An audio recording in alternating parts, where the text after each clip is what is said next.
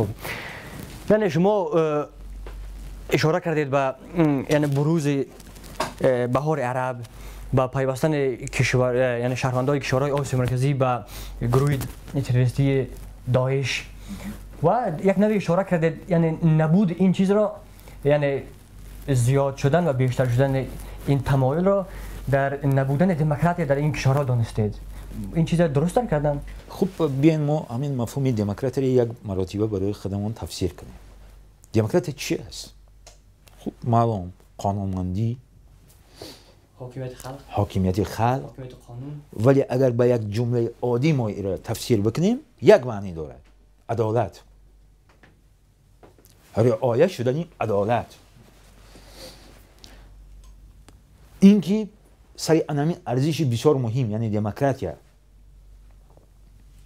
بازی های گوناگون صورت میگیرد، جای بحث ندارد، هم در مثال کشورهای ابرقدرت و سازمان های بین المللی که به همین کشورهای ابرقدرت به این یا آن شکل خدمت میکنند، هم در مثال شخصیت هایی که خود را ناتکرار میبینند.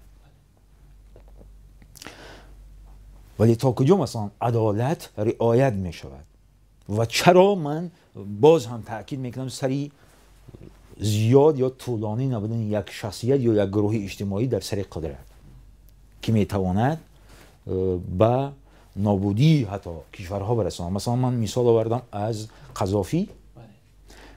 وقتی که همون حادثه ها هنوز شروع میشد تیر ماه سال 2011 در یکی از صحبت ها من اشاره کردم که من فکر نمیکنم که رهبرانی مثل قذافی از حد زیاد پاتریوت باشن. اگر اونا پاتریوت باشن و وطن دوست باشن و میگویند که مثلا بود یا نبودی دولت به من دخل دارد، امروز وقت است که همین رو آشکار کنند. یعنی امروز جامعه جهانی در مثال همون ابرقدرت ها برای پیگیری سیاست های ژئوپلیتیکی و ژئواستراتژیشان میخوان به همین کشور هجوم کنند و دلیلشون این است که در سر قدرت این کشور یک دیکتاتور است. امروز وقت است که او استعفا بدهد.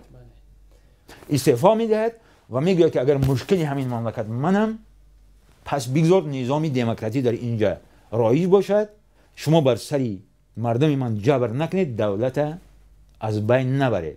و امروز ما چی دیدیم؟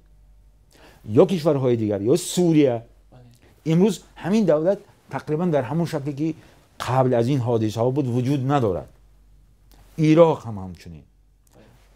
یعنی امروز این بحث چندین سال است که ادامه دارد.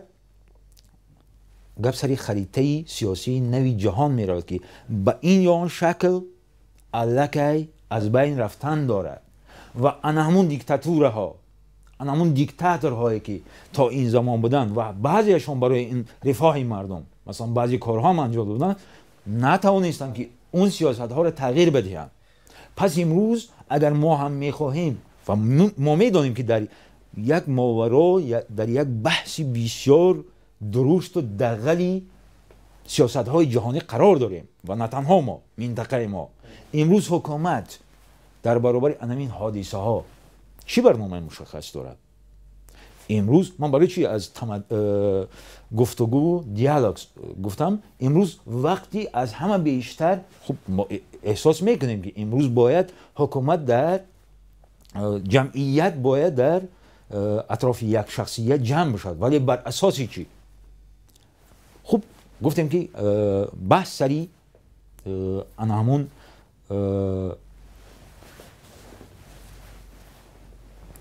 رعایت ارزش های ملی خب بود یا نبودی دولت می رود. ولی در این صورت مثلا نمونه ای که ما گرفتیم از قزاقستان و همین قانونی هم که امروز میخواهند قبول کنند قانونی برداشته شده، ما متاسفانه هنوز شکل کامل اون نداریم. تقریبا احساس میشد آن چیزی که در قزاقستان بود و در قزاقستانی که قبول شد به ایمیج این کشور چی داد، بلکه نظربایف در سیمای جهان، در سیمای مطبوعاتی جهان به یک مسخره تبدیل داد. ببینید گفتن که این یک نوع امتیازخواهی از مردمش است و مثل اون معنای اون دارد که نظربایف ترس دارد از آینده خود و برای همین ایمونیتت میخواهد. ایمونیتت میخواهد که اون ثروت دارایی هایی را که امروز خود و اهل عائله‌اش جمع آورده است اون حفظ کند. من بسیار نمیخواهم که امام رحمان انا همین گونه عنوان یا همین گونه اشاره ها به سوی پرزیدنت ما شده باشد. خب شما از یک طرف با یعنی گرد آمدن در اطراف یک شخص با یک نوع اولویت میدهید، ولی نه در شکلی که در قزاقستان یعنی به میان آمد و نه در شکلی که اینجا در حال به میان آمدن است. بله اینجا گپ سری صمیمیت می رود که تا کجا این یا آن اقدام صمیمانه و صادقانه است و تا کجا صنعی. ما نمونه های صنعی همین گونه داهی سازی را در جهان زیاد دیده ایم. اگر ما دور نریم در تاریخ سیاسی جهان این گونه حالت ها خیلی زیاد بدن، ولی اگر ما دور نریم همین نزدیکترین ها مثلا ترکمنباشی ببینید در زمان خودش او چگونه گویا اولویت ها را حتی روز و ماه سالها را روز و ماه هفته و این چیزا را به نام خویش تبار پدر و مادر شد اینا گذاشت. تمامی دارایی های کشور به دستی اطرافی های او بدن. یک کتابی هم نشر کرد که تقریبا بسیار کتاب مقدس شمرده می شد. خب هیکلی بسیار زیبای طلاییش هم بود، صورتش در هر کجا بود، ولی امروز ما چی را میبینیم و اینم از حسابی اونی که یک نفری مثلا مخالفی ترکمنباشی به سر قدرت نآمد، یکی از اونهایی آمد که به همین دایره نزدیکی داشت. اما انا کن تصور کنید که به جای این نفری که از دایره همون الیتا پیدا شده است یکی از مخالفان می آمد چیکار میکرد. این بسیار شدت بخشی با ناکجا بردن دولت را دارد. مثلا ما میخواهیم یا نمیخواهیم افطاریتاریسم و دیکتاتور با ناکجا میبرد. این چیزها را باید امروز ما باید سرش فکر کنیم. یعنی بجای بعضی از چیزهایی که صنعی که میکنیم من فکر میکنم که مقام امام علی رحمان امروز در تاریخ سیاسی تاجیکستان بسیار خوب و آشکار و روشن نوشته شده است. اون و اون جامعه صنعی پوشاندن هیچ ضرورت نداره. ولی ما میبینیم که امروز در دایره های معین همین بحث به طور صنعی کردن میخوام. حتی بحث تا اندازه جدی گرفتن که ببینید حتی وقتی که یکی از دایره های علمی نزدیک به حکومت در مثال همون مرکزی آینده بینی به همین چیز مخالفت نشان دادن، حتی یا اونا را وادار کردن که از کار بروند یا خودشان از بس که سخت در موقع استوار بودن به همین چیز راضی نشدن. یعنی یک چیز اصولی برای خودش قبول کرده است دایره معین، ولی چرا اساسناکی اون ما هنوز متاسفانه احساس نکردیم. گپ سر این میره. بله، از این دیدگاه شما صمیمیت در این طرح کمتر میبینید؟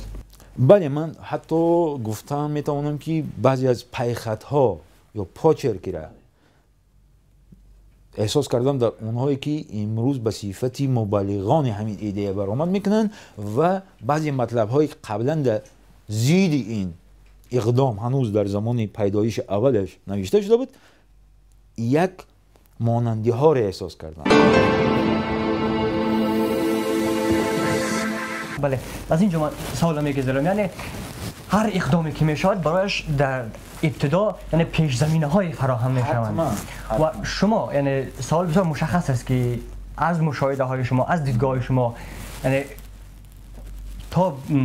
تا تصویب شدن در پارلمان یعنی در مجلس نمایندگان کشور، یعنی کدام نهادها یعنی کدام نهادهای تاجیکستان یا نهادهای فکری یا نهادهای مشاوری یعنی پیشتر در اینجا یعنی دست درازی کردن یا پیشتر تلاش کردن که این چیزا فراهم زمینه ها را فراهم بکنن؟ کدام بلاک یعنی حکومت؟ من فکر میکنم که بیشتر بلاکی به نام ایدئولوژی و تحلیلی بود که این چیزا پیشنهاد کرد و قبولم علاقه حساب میکنیم که کردن، ولی برای من هنوز نامعین است که در دایره های خود الیت حکمران همین چیزا تا کجا صمیمانه قبول کردن. من با اون خاطر مثلا حرفی صمیمانه را در میان میگذارم که اساسناک کرده نتوانستن. اگر این چیزا مثلا خیلی صمیمانه می بود، حداقل باید به طور علمی و خب نظریوی باید اساسناک، خیلی قوی اساسناک میکردن. از بس که همین چیزا من نمیبینم، با صمیمیت اون گروه هایی که به همین اقدام جامعه را وادار کردن دارن چندان باور ندارم. و البته اخلاص، صمیمیت در سیاست میگویم بسیار مفهومی نسبی است یا لرزانک است. این چیز بحث ندارد. شاید حتی من پیش از اونکه با شما صحبت بکنم با یکی از تحلیلگران دیگر صحبت داشتم، گفت که حرف صمیمیت بودن نمیتواند در میان، چون اونهایی که از همین چیز منفعتی انفرادی میبردارن آماده هستن هر کسی دیگر هم هر عنوانی که میخواهد بدهند، تنها اگر که با اونها امکانیت تقسیمی خب ثروت‌های ملی را امکان بدهد. ببینید مثلا یعنی در اینجا من تا هنوز باز هم میگم که نه یگان جنبه ایدئولوژی نه نظریوی هنوز هیچ احساس نکردم و از همین نقطه نظر نمیتواند که مرا قانع کند و فکر نمیکنم که خودی همین که یک مرکزی تحلیلی یا نظریوی نزدیک به حکومت اختلاف به وجود آورد، این معنی او را دارد که در دایره الیت حکمران گفتن بسیار مشکل است برای من که همه جانبداری از همین اقدام میکنن، یا اگر جانبداری میکنن این جانبداری صمیمانه است، نه به خاطری به کدام یک ورطه دیگر تله دادن حکومت. میخواستم که به پیامدهای این دادن عنوان برای رئیس جمهور اشاره کنم و سوال اینجاست که یعنی مخالفان این طرح یعنی نگران هستند که و میگویند که این میتواند یعنی انتخابات بعدی را از بین ببرد و رئیس جمهور رحمان را برای همیشه یعنی در مقامش نگه بدارد. این تا کدام اندازه یعنی احتمال این چیز شما میبینید؟ بین ما درباره اگر عموما فضای سیاسی صحبت کنیم، گفتم ممکن است که حدود 10-11 سال اخیر حکومت برای خودش مقرر کرد که برخوردها چگونه باشد، فضا چگونه باشد. گروه های مایل به حکومت و گروه های اونهایی که باید از میدان بیرون باشند الکی معلوم شدن. برای همین من سوال را گذاشتم که خب وقتی که ما داهی میگیم، وقتی که ما پیشوا میگیم، حتما باید یک گردش انتظار باشه. ولی گردش در تاجیکستان چی بوده میتونه؟ آیا نظامی که ما داریم همه را قانع میکنه؟ آیا بجای این نظامی که حالا هست و فکر نکنم که همه را قانع کنه، چی چیزی نو پیشنهاد کرده میتونیم؟ و در زمینه چی؟ خب امروز در بحثا البته مردم میگویند خب اگر پیشوای ملت دادن عنوان به امام رحمان مشکل های اجتماعی ما رو حل میکند، جای بحث ندارد. معلوم است که این مشکل ها به این زودی حل نمیشوند. پس در محیط سیاسی و اجتماعی هم من یگان گردشی غیر انتظار ندارم. با این ایدئولوژی که یا ایدئولوژی هایی که حکومت دارد مثلا فکر نمی کنم که چیزی نوی در محیط اجتماعی و سیاسی ما پیدا شود یا امیدوار کننده حداقل. ولی از همین مطلب هایی که البته از بحثی پیدایش همین اقدام پیدا شد، البته تقریبا من هم مطبوعات غرب دیدم با اون مطبوعات جهان دیدم، الکی گفتم ممکن است که به اون پوشش خبری منفی دادن. یعنی یک بار دیگر ایمیج کشور لطمه دید.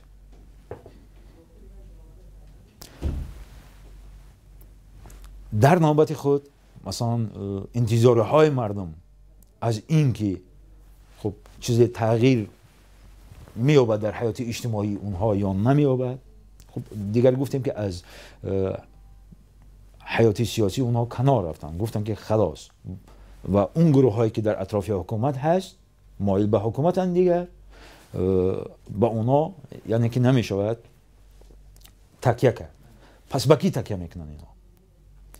و در همین حالت مثلا من فکر میکنم که امروز یک ضرورتی گفتگو مکالمه ملی مثل همیشه به وجود آمده است و باید ما فرق کنیم مثلا اساسگذار بودن که این یک عنوان است و باقی مانده است برای ما میخواهیم یا نمیخواهیم اعلامیه استقلالیت تاجیکستان حتما ربط میگیرد به طاهر عبدالجبار که یکی از مؤلفان اساسی بود و به قدرالدین اسلانوف که محض در زمان سپیکری او همین اعلامیه قبول شد، اما اونها یگان خیلی مثلا امتیاز طلبی نکردن. امام علی رحمان عنصرهای اساسی ارکان دولتداری در تاجیکستان تأمین کرده است. این جای بحث ندارد و هر کسی دیگری هم که بعد ما یا پیش از ما میبیاید حتما این چیزا من فکر میکنم انصافا ذکر میکند. ولی همه اقدام هایی که باید صورت بگیرن باید برکشیده باشن، در مکالمه باشن. در اینجا یکی از منقدان حکومت هم بسیار درست گفت که باید این چیزا قبلا با مردم مشورت میکردن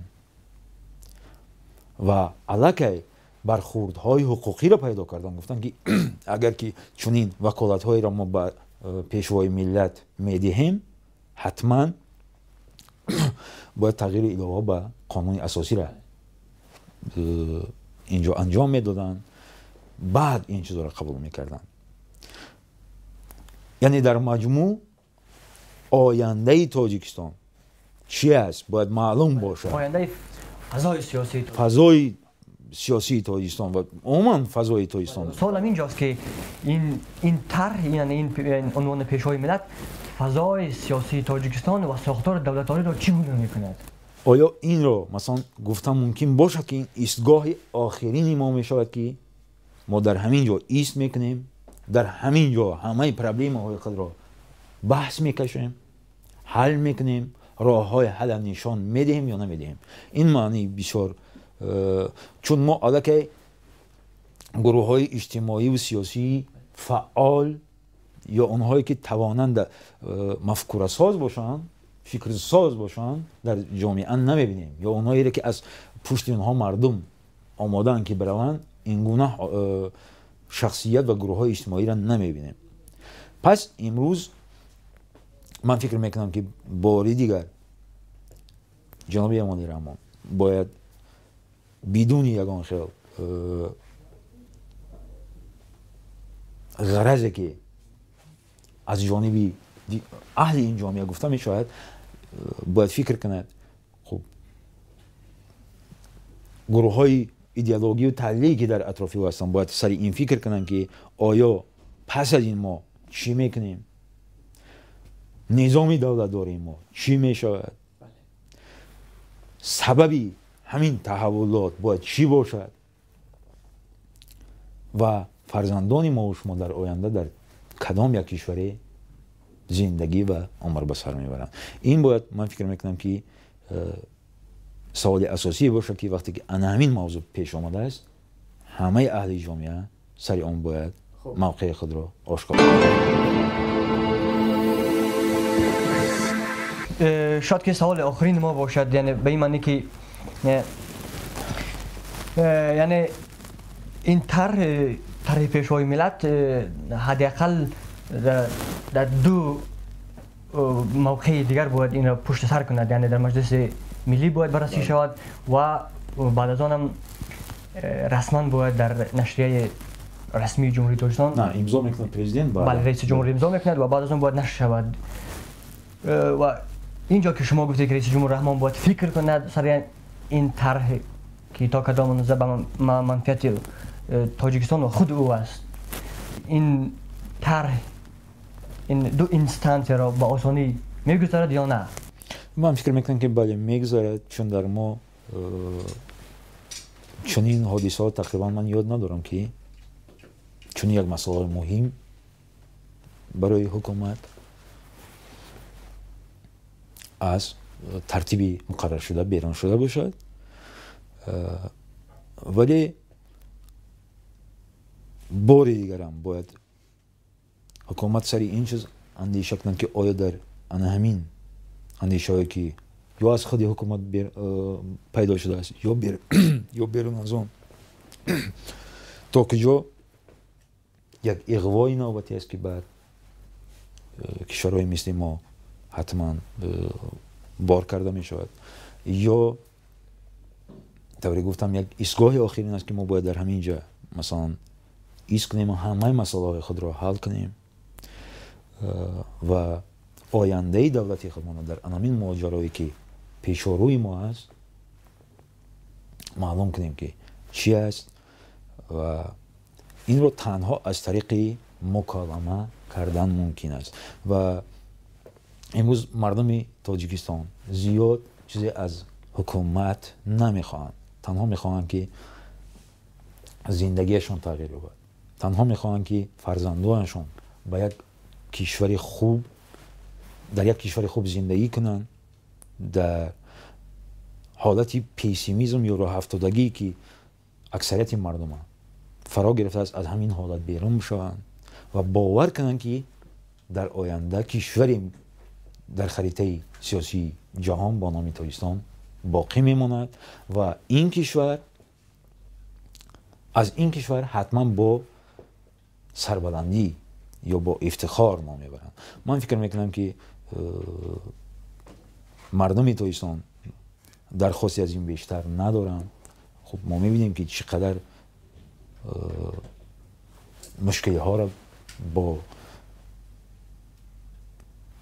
آرامانه پشت سر دارن و فکر میکنم که حکومت هم باید در همین دایره اندیشه کنند که امروز یگانه وسیله‌ای که سرجمعی مردم با وجود آورده میتواند این با مردم فهمانیدن واقعیت هاست، با مردم صمیمانه صحبت کردن است، با مردم در میان گذاشتن این مسئله است. مثلا زیاد حالتهایی را من در خاطر دارم که سال 92 وقتی که جناب امالی رحمان به سر قدرت اومد، چون با مردم نزدیک بود،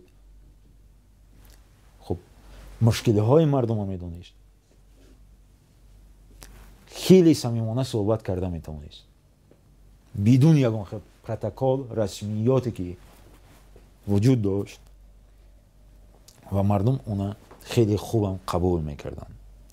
ولی متاسفانه خب من در یکی از پاست های خودم در فیسبوک نوشتم که در جلسه اخیری حزبی همین مسئله را هم در میان گذاشته است که گویا پیشوازگیری های اصولی و نباید این گونه باشن، ولی انا همین گونه حالتی نزدیک شدن به مردم، حالتی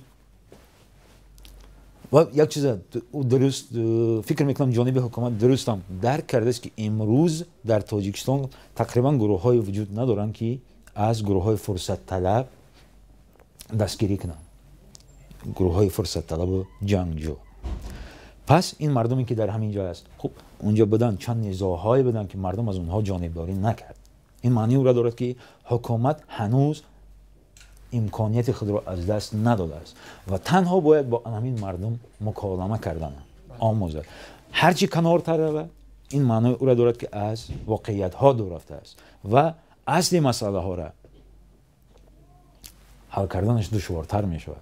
این چیزا من فکر میکنم که امروز باید سرش بیشتر فکر کنند.